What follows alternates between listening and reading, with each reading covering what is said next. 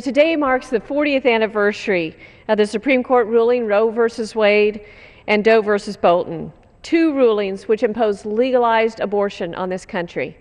I was in junior high at the time this ruling came down, and I really didn't understand the implications. It was only later when I took a child development class and they showed pictures of the different stages of the baby's development that I came to realize this wasn't just talk about a blob of tissue. This procedure ended a beating heart and denied life into this world.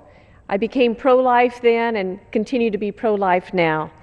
This Friday, hundreds of thousands of Americans will come to Washington to recognize this anniversary, and it's not an anniversary observed with celebration, but one marked by somber reflection.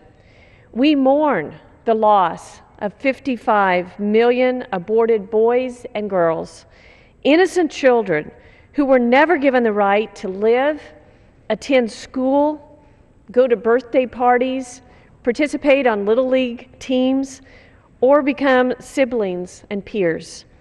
We mourn for families who do not know their lost children, but wish they did.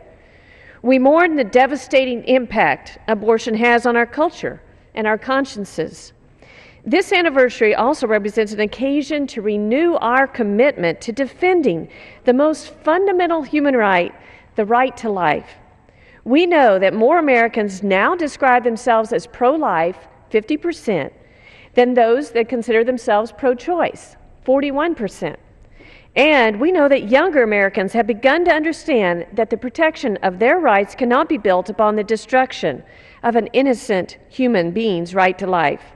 Still, we have work to do. The federal government continues to subsidize family planning clinics that provide abortions. In 2011, the nation's largest provider, Planned Parenthood, performed a record number of abortions, over 330,000 abortions.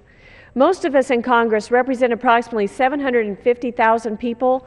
You think about it, that's almost half of a congressional district that was wiped out in 2011 at the hands of Planned Parenthood clinics alone.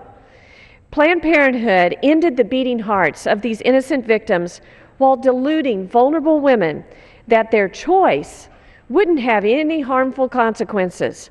And they did so with taxpayer funding, over $500 million in 2011.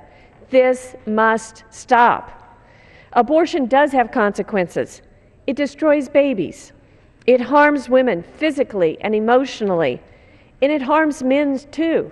This past weekend, I had the opportunity to hear a man speak who shared the heartbreak and the shame that he has suffered for over 20 years at the loss of 4 children that he was responsible for their abortions. It impacted his marriage, his mental and his physical health, his parenting, and how he was able to do his job. Abortion has consequences. It deadens our consciousness, and it perpetrates the lie that killing the unborn is morally acceptable. This week, I stand with hundreds of thousands here in Washington who know better, who understand the truth that abortion harms us and is killing off future generations. We observe the 40th anniversary of Roe v. Wade with renewed hope that more Americans will see this truth and honor life. I yield back the balance of my time.